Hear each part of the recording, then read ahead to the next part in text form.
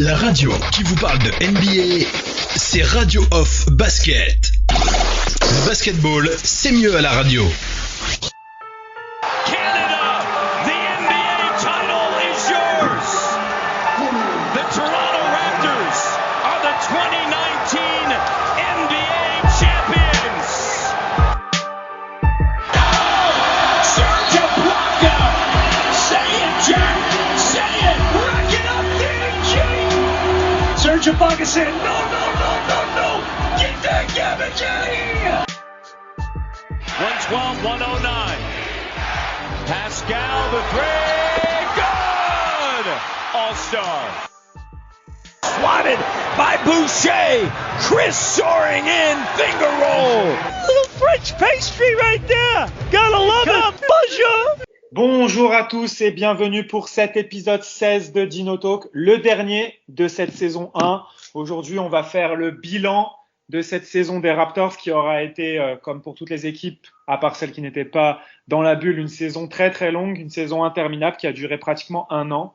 Pour faire le bilan avec moi aujourd'hui, j'ai Max de Raptors Belgique. Salut Max. Salut Mike, bonjour à tous. J'ai également Victor de Raptors France. Salut Victor. Salut, bonsoir à tous. Et pour compléter le quatuor de ce soir, on a Alex. Salut Alex. Salut. Alors, comme on avait fait à la fin de la saison, lorsqu'il y a eu la coupure, on va faire un petit conseil de classe avec des notes individuelles pour les joueurs.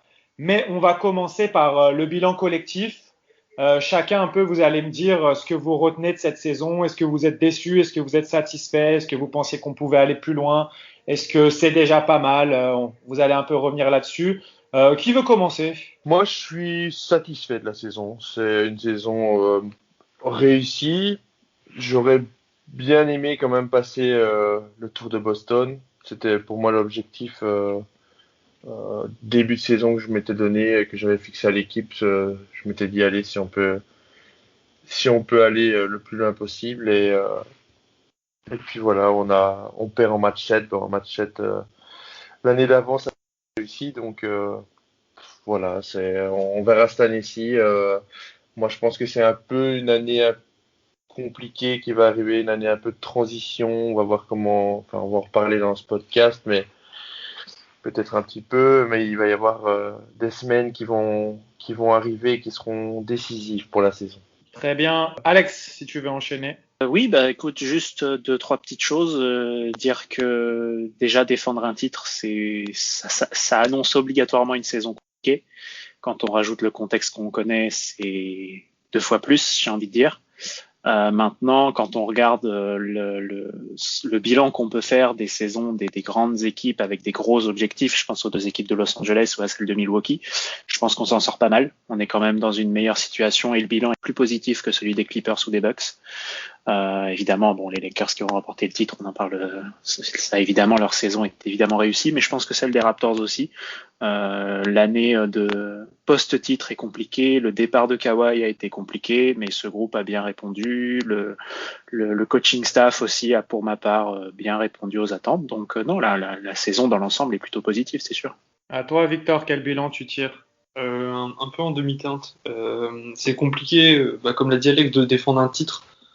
L'année d'après, on se retrouve forcément face à des équipes qui ont le couteau entre les dents, qui arrivent. Et puis, je pense que aussi le contexte dans lequel les Raptors se sont imposés, on a eu quand même des critiques de la part de beaucoup de ah oui, vous avez gagné le titre grâce aux blessures des Warriors, etc. Donc il y avait un peu une forme d'illégitimité de ce titre, mais que les fans des Raptors, ou encore, je pense que beaucoup de monde voulait voir les Raptors un petit peu faire taire les critiques. Alors je dis en demi-teinte parce qu'on a su les faire taire dans un premier temps.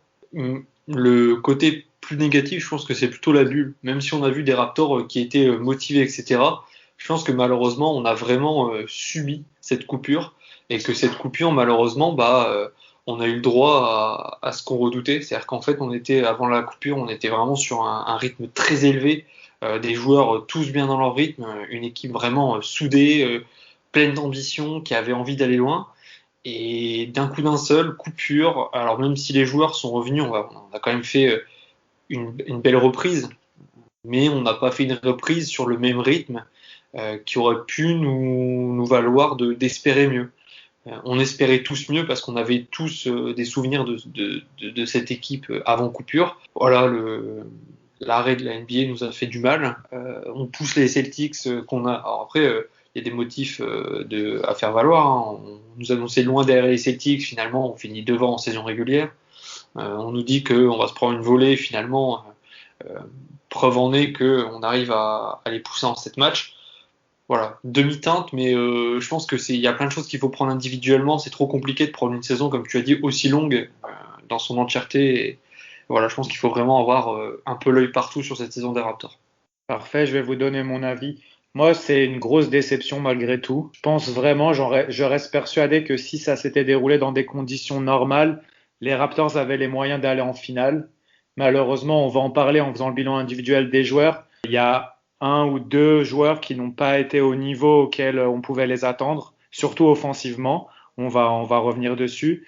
Et pour moi, dans des conditions normales, les Celtics ne seraient pas passés face aux Raptors. Pour moi, c'est une grande déception parce que surtout quand je vois les match-ups en finale par rapport au Heat, par exemple, je pense que les Raptors avaient encore plus d'armes pour embêter cette équipe des Lakers. Je dis pas qu'ils auraient fini champions, loin de là. Mais je pense vraiment qu'il y avait moyen de faire beaucoup mieux. Malheureusement, Victor, tu l'as très bien résumé. La coupure, en fait, a fait vraiment très mal au final. En fait, ces matchs de barrage, pour moi, ça a été un peu un arbre qui a caché la forêt. Parce que les Raptors ont fait de bonnes performances. Mais comme tu l'as dit, au final, on n'a pas forcément retrouvé l'équipe qu'on connaissait. Et pareil, ensuite, le premier tour, je pense que c'était pas un cadeau de tomber contre une équipe aussi faible au final. Ça fait que les Raptors n'ont pas pris le rythme et il leur a fallu 3 matchs face aux Celtics pour vraiment se mettre dedans. Et encore, il a fallu ce tir d'Oji pour nous sauver la mise. Sans cela, on aurait été à 0-3. Donc, ouais, beaucoup de déceptions de mon côté. Je faisais partie des plus optimistes. Moi, dès le début de saison, j'avais dit que cette équipe, elle avait les moyens d'aller loin. Et du coup, voilà, ça remet pas mal de choses en cause au final parce que on voit beaucoup, même du côté des fans des Raptors, de personnes qui remettent en question certains joueurs et qui demandent des trades. On va en parler dans les jours à venir avec certainement un Dino Talk pour ouvrir la nouvelle saison. Mais oui, cette intersaison va être quand même pas mal importante avec beaucoup de décisions à prendre. Comme on dit toujours, in Masai we trust. Mais encore faut-il que Masai re-signe et ça fera partie aussi des choses qu'on va devoir suivre. Voilà, sans plus attendre, on va démarrer sur ce conseil de classe. On va commencer tout de suite avec justement le management et Masai, ainsi que le coaching staff. On va commencer par Masai et le management. Pour ma part, j'ai mis 18. Victor, toi aussi, tu as mis 18. Max et Alex, vous avez mis 17. Max, est-ce que tu veux commencer? Je pense qu'on est à peu près tous sur la même longueur d'onde par rapport au management. Oui, par rapport à la saison qui a été faite, qui a été établie, les choix sportifs et autres, il y a toujours une confiance vis-à-vis du management et de Masai, comme tu l'as dit, sur ses décisions et sur ce qu'il veut faire de la franchise. D'ailleurs, comme tu viens de l'annoncer juste avant, on attend tout ce qui re-signe maintenant. Et puis, non, de 17 ou 18, de toute façon, c'est une bonne note. Moi, on avait fait sur un précédent Dino Talk les notes avant la bulle, je pense. J'avais mis 16, donc je reste sur des notes assez similaires. Parfait. Alex, est-ce que tu veux enchaîner? Est-ce que tu as quelque chose à ajouter? Il n'y a pas grand-chose forcément. Il n'y a pas grand-chose à rajouter. Voilà, c'est plus ou moins les mêmes bases qu'avant la bulle. Voilà, le recrutement a été dans l'ensemble positif. Je pense à Rondae Hollis-Jefferson, par exemple, qui s'est parfaitement impliqué dans le groupe et qui a su se rendre utile. Donc non, c'est totalement positif et on espère tous, on prie tous pour que Masai re-signe un nouveau contrat chez les Raptors. Oui, c'est clair. Victor? J'ai mis la même note, je pense. J'ai mis 2 fois 18 parce que c'est compliqué, je pense. Dans une saison complète, en fait, de juger le management, je pense qu'il y a des choses qu'on peut juger évidemment, mais on va dire qu'on va plutôt juger une équipe sur une équipe du management et en l'occurrence Masai vraiment sur sa off-season, sur ce qu'il peut faire, ce qu'il organise comme trade, comme draft, etc. Je pense que c'est là où on va vraiment pouvoir juger de de ce qu'il a fait et de ce qu'ils peuvent faire. J'ai pas bougé parce que je considère que voilà, ils ont fait ce qu'il fallait.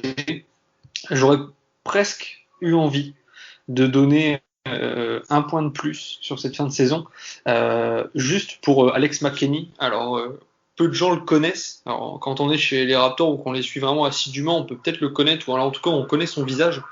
C'est la personne qui nous a donné la chance d'avoir Kawhi pendant un an à ce niveau-là physique. Et cette année, il a vraiment réussi à tenir tous nos joueurs en pleine santé. On va dire, on a eu des blessures, c'est vrai, mais à chaque fois, on n'a jamais eu de rechute grave. On n'a jamais eu de joueurs qui étaient complètement carbonisés. On a vraiment eu un suivi qui était particulièrement intéressant. Et quand on sait l'importance aujourd'hui ils appellent ça directeur de la science des sports, mais c'est ça, c'est vraiment important de le citer. Alors voilà, comme je dis, j'aurais pu mettre un point de plus, je suis resté sur la même note parce que je voulais juste faire une petite aparté sur lui, parce que vraiment cette saison, on peut encore une fois espérer, et je pense que la saison prochaine, on va encore croiser les doigts qu'il nous fasse un travail merveilleux, parce que j'espère plus que tout au monde que nos Raptors n'auront pas à déplorer des blessures graves, comme on peut le voir aujourd'hui arriver dans d'autres sports où le rythme est très soutenu, comme par exemple dans le football, où c'est une hécatombe de blessures due au rythme qui veut rattraper en fait le temps perdu durant les coupures sur les différents continents. Parfait. Moi, j'ai mis un point de plus, c'est surtout pour souligner tout le travail que les Raptors ont fait par rapport à Black Lives Matter, l'histoire des bus et tout ça. C'est Masai qui a un peu instigé tout ça en s'appuyant beaucoup sur les joueurs. Par rapport au fait qu'il a choisi de ne pas faire forcément de trade à la trade deadline. Moi, c'est ce que je voulais. Je voulais qu'on aille au bout avec cette équipe-là. Donc, pour moi, il a fait son travail. On enchaîne tout de suite avec Nick Nurse et le coaching staff. On va donner une petite information par-ci, par-là quand même. On en profite, on est dans l'actualité. Les Raptors ont engagé un nouvel assistant, Chris Finch, pour remplacer Bjorkgren, parti pour être le head coach des Indiana Pacers. Voilà, juste donner l'info. Du coup, dites-moi un peu. Moi, j'ai mis 15. Max, t'as mis 14,5. Alex, 17 et Victor, 16. On va commencer avec toi, Max. Pourquoi une note si basse? Plus basse que la précédente. Ouais, que la précédente. Je crois que j'avais mis 18 ou 19. On était tous unanimes vis-à-vis de Nick Nurse. Et là, pendant les playoffs, et particulièrement donc dans la confrontation face à Boston, il s'est entêté dans des choix alors qu'il aurait peut-être pu, quand on était dans la difficulté, faire tourner un petit peu l'effectif et tenter autre chose. Donc voilà, il s'est entêté, il n'a pas voulu faire par exemple rentrer Boucher ou prendre des autres risques qu'il a, ou des autres rotations, et puis ça n'a pas payé, donc perte de points. Pareil, je te rejoins, je vais donner mon avis, après on donnera la parole à ceux qui ont mis une note un peu plus élevée. Je te rejoins complètement. J'ai été assez déçu par Nick Nurse, surtout dans son coaching offensif dans la série face aux Celtics. En fait, on a vu, on va en revenir après sur Pascal Siakam, on a vu Siakam en grande difficulté dans son jeu, notamment son jeu balle en main, et je trouve qu'il n'a pas forcément réussi à trouver des solutions pour faire en sorte que Siakam soit efficace off-ball. Ce qui avait été la force de Siakam la saison dernière, notamment dans les playoffs. Après, on va me dire oui, mais il n'y a pas Kawhi pour monopoliser l'attention. Je suis d'accord, mais on l'a vu sur certaines séquences des actions où Siakam était juste en finisseur. Et je pense que c'est ça qui a vraiment pêché et qui a contribué à ne pas permettre de le relancer. Alors peut-être que ça n'aurait pas fonctionné parce que Siakam était vraiment au fond du trou. On va certainement en revenir après.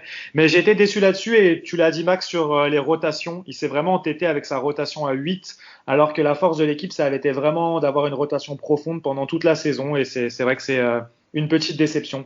Je donne la parole à Victor. Victor, t'as mis 16. Ouais, de toute façon, je vais rebondir sur ce que vous dites. Tout à fait d'accord avec l'idée que Nurse aurait peut-être faire preuve peut-être de plus de flexibilité sur ses choix. Voilà, tenter d'autres choses. On avait un effectif assez large, on aurait dû tenter. On a vu peu de fois Matt Thomas, par exemple, qui aurait pu largement nous faire du bien. Après, j'ai envie de dire, quand on voit à quel point on a pu se faire éventuellement briser, on va dire mentalement et physiquement par les Celtics, parce que c'est vraiment là le moment où on a vraiment eu du mal. On ne peut pas trop parler de la série face aux Nets. Voilà, je pense qu'en Nurse avait mieux à faire. Après, je pense que c'est aussi un petit peu le contre-coup. Voilà, il fait une première année absolument tonitruante. c'est normal que la seconde année, il y ait des attentes élevées, qu'on soit déçu parce qu'on peut. Mais je pense qu'on peut pas non plus demander à un coach comme ça d'être sur la même efficacité, voilà, sur le même rendement sur toute une saison. Voilà, c'était un petit peu. Espérons que ce soit sa seule saison où vraiment il y a eu un petit blocage. Après, je pense que l'effectif n'était pas forcément le plus idéal pour chasser un titre dans ces conditions-là. Enfin, chasser en tout cas la défense d'un titre. Voilà, j'ai baissé, j'ai enlevé 3 points à la note, j'ai mis 16 parce que je considère voilà, qu'il y a quand même eu des choses intéressantes et que on peut pas non plus tout effacer de la saison. On va pas tout effacer sur une fin de saison un peu cataclysmique et un petit peu compliquée à vivre. Oui, tout à fait. Après, on ne blâme pas Nick Nurse, on lui a pas mis un 10, de toute façon, nous tous. C'est juste pour souligner ça. Et de toute façon, Nick Nurse a pris les responsabilités et a dit qu'il reviendrait plus fort. Donc, je pense qu'il est conscient qu'il pouvait faire mieux et qu'il a, d'une certaine manière, été outcoaché par Brad Stevens et on peut lui faire confiance pour revenir plus fort. Je te laisse conclure, Alex, sur Nick Nurse et sur le staff. C'était surtout sur Nick Nurse, on va dire. Tout a été dit. On a déjà eu droit à une très bonne saison régulière, je tiens à le préciser, malgré s'il y a eu beaucoup moins de matchs. Nick Nurse a prouvé que plus de Kawhi, c'est pas grave, on continue à faire confiance aux joueurs qu'on a, on fait en sorte que Fred VanVleet continue à faire de bonnes performances, à faire en sorte que Norman Powell soit joueur de la semaine. Enfin, ce genre de choses, ça fait aussi partie du coaching. Faut pas oublier que c'est que sa deuxième saison aussi. Après, moi, j'ai aussi des points positifs pour ce qui s'est passé après l'élimination. Les déclarations du oui, j'ai fait mes erreurs, je prends une partie de ce qui s'est passé pour moi, et puis voilà, on reviendra plus fort. Ça, c'est des choses qu'il faut savoir dire. Et en même temps, il y a aussi ce côté, on fait confiance aux joueurs, on sait qu'on n'est pas forcément au mieux de notre forme et qu'on pourrait certainement faire mieux, on met aussi parfois un peu les joueurs devant leurs responsabilités. Après, ça paye pas, c'est un parti pris. Mais voilà, Nick Nurse est dans sa deuxième saison en NBA. Vu le contexte, je pense que c'est plus que positif. Donc voilà, la note est méritée.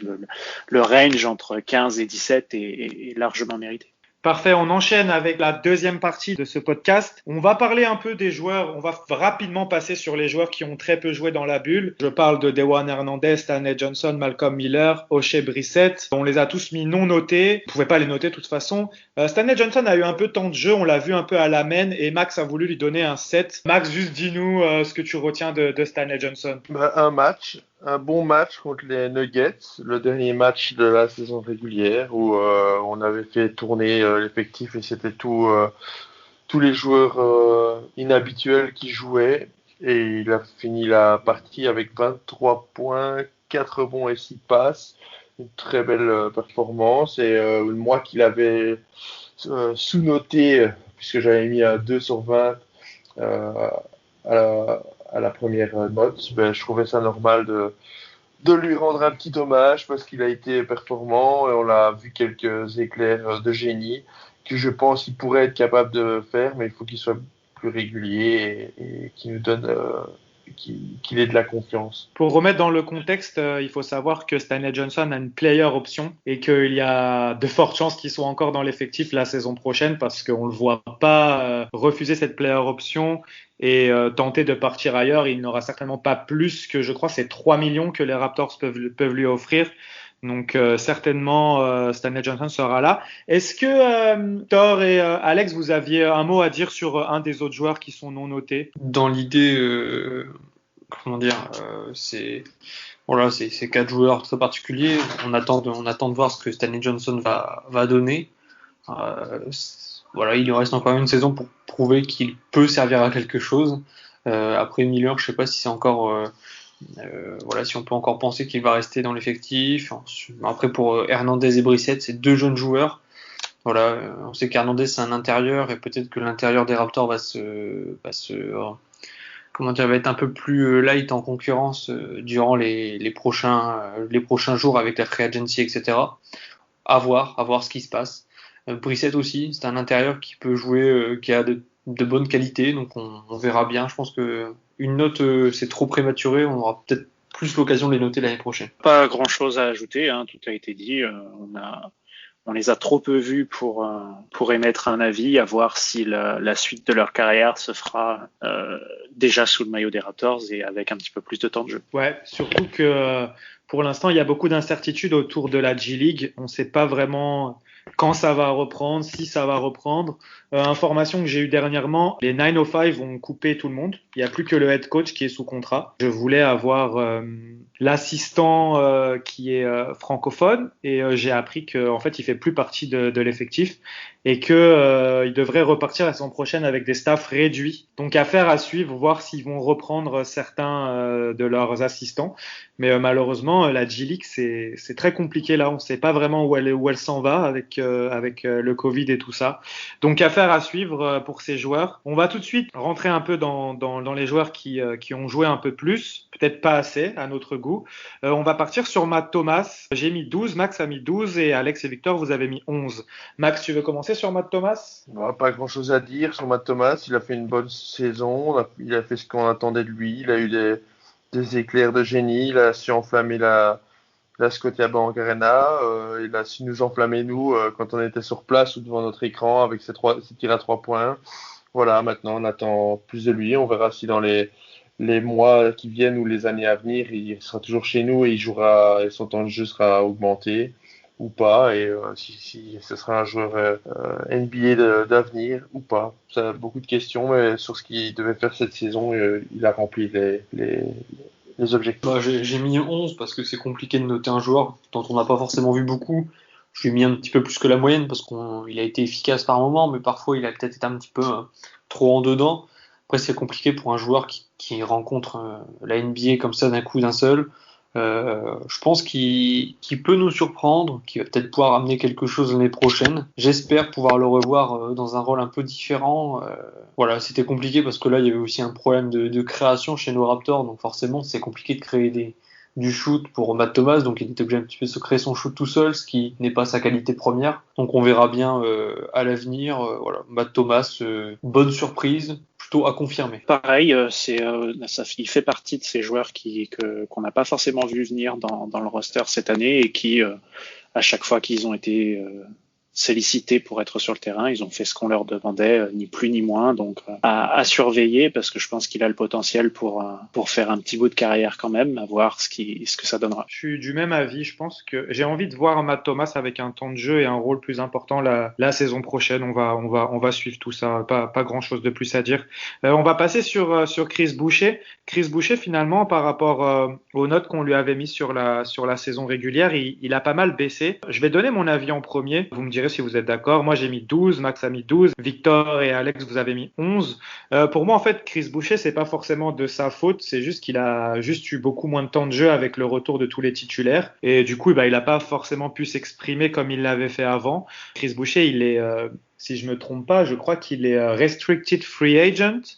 Mais on n'en entend pas beaucoup parler. Il s'est installé dans un nouvel appartement en centre-ville. Donc, a priori, il est parti pour rester, mais je pense que c'est vraiment dans les signatures qui vont se faire, pas dans les priorités en tout cas. On va suivre ça, mais moi je suis assez confiant sur le fait qu'il restera et il fait partie aussi des joueurs qui, pour moi, méritent d'avoir un rôle plus important la saison prochaine. Oui, tout à fait. Maintenant, on est un peu dans l'inconnu avec lui puisque justement, comme tu l'as dit, on ne sait pas s'il va rester ou s'il va pas rester. Si Gasol, Ibaka, etc., on est dans un secteur intérieur qui va peut-être être reconstruit ou pas. Donc voilà, c'est pour ça que moi aussi sa note n'est pas très élevée. Il a très peu joué dans la bulle. Nick Nurse avait confiance au duo Gasol-Ibaka et donc on voyait plus Boucher sur la fin. Donc il a fait ce qu'on attendait de lui, mais c'est clair qu'on l'aurait bien aimé plus sur le parquet. Chris Boucher, je pense que c'est voilà, je pense comme tu as dit, hein, on espère le voir l'année prochaine. À voir. C'est toujours compliqué de juger. Hein. Il a beaucoup subi le retour des titulaires et malheureusement quand il rentrait c'était pas très efficient. Donc bon voilà, j'ai pas franchement grand chose à dire d'autre sur lui. Un peu comme Matt Thomas, hein. Je pense qu'on l'a trop peu vu cette année pour vraiment s'en faire une idée de son potentiel en NBA.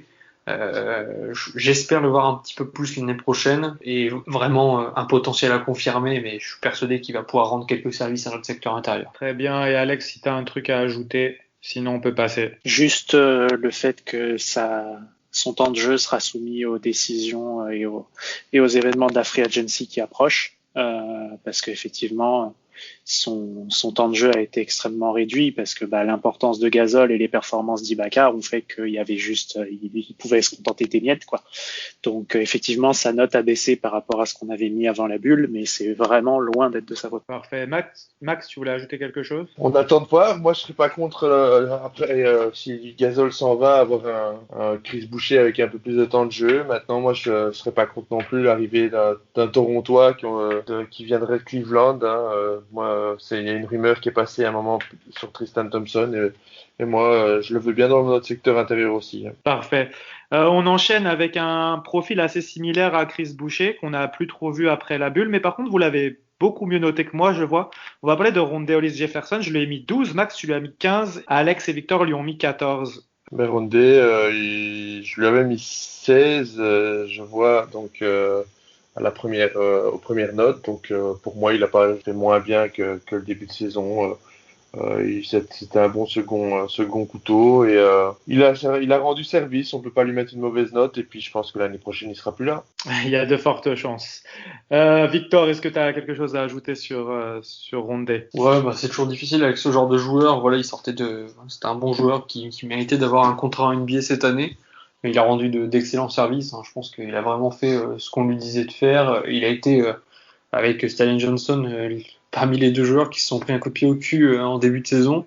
Il a su réagir, donc je pense que c'est pour ça que je lui donne un 14, parce que voilà, il n'a pas forcément été toujours brillant, il a rendu des bons services, mais bon, d'un côté, il a su réagir en début de saison quand ça n'allait pas et quand Nick Nurse avait besoin d'un banc plus profond et qu'il avait besoin que les joueurs recrutés soient au niveau. Voilà, je pense que 14, c'est un juste milieu. Pareil, encore une fois, un joueur qui a fait ce qu'on attendait de lui, qui a su prendre en compte les critiques de Nick Nurse en début de saison et qui a su s'intégrer au groupe avec son hustle et son énergie quand on en avait besoin. Comme disait Max, il y a de fortes chances qu'il ne soit pas dans l'effectif la saison prochaine, tout simplement du fait que son contrat n'est pas énorme à Toronto et malgré tout, il a montré de belles choses avec les Raptors et il va certainement aller obtenir bien plus ailleurs. On va un peu conclure on va dire que c'était la deuxième partie, avec un cas assez épineux, et pas forcément en raison du sportif. On va parler de Terence Davis. On va parler malheureusement de Terence Davis. Je lui ai mis 5, Max a mis 9, Alex lui a mis moins 8000